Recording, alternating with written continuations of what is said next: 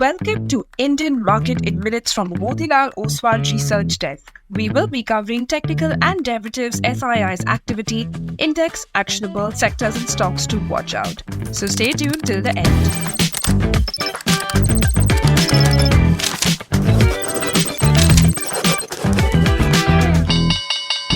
Hey, this is your host Shivangi Sarda, and to start with our first segment for Monday, 14 July 2025, Nifty index opened gap down by around 100 points and fell into the bear's trap right from the start of the session. It broke its immediate support levels and sunk below 25,150. It failed to sustain above 25,550 and witnessed price and time correction for most part of the week. It formed a bearish candle on the daily and weekly frame and has been forming lower top, lower bottom structure on the lower time frame, which is indicating some selling pressure is intact. India VIX was up by 1.2% to 11.8 levels.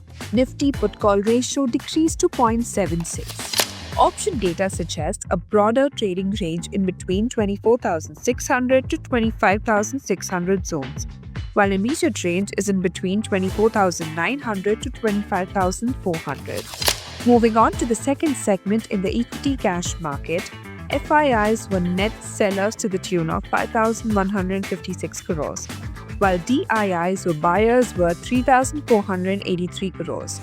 FII's index long-short ratio slightly decreased to 20.2%. Going ahead with the index actionable, derivatives data and price setup suggest if Nifty holds below 25,222, then weakness could be seen towards 25,000 and 24,800, while hurdles have shifted lower to 25,350. If Bank Nifty holds below 57,000, some weakness could be seen towards 56,500, while upside hurdle can be seen at 57,000 levels.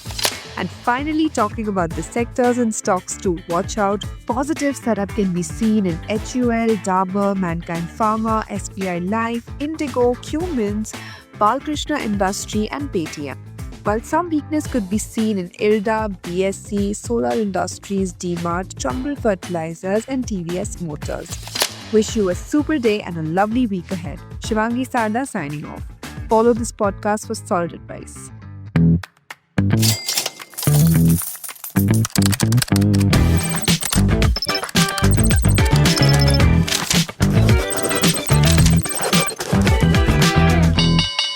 Investment and securities market are subject to market risk. Read all the related documents carefully before investing.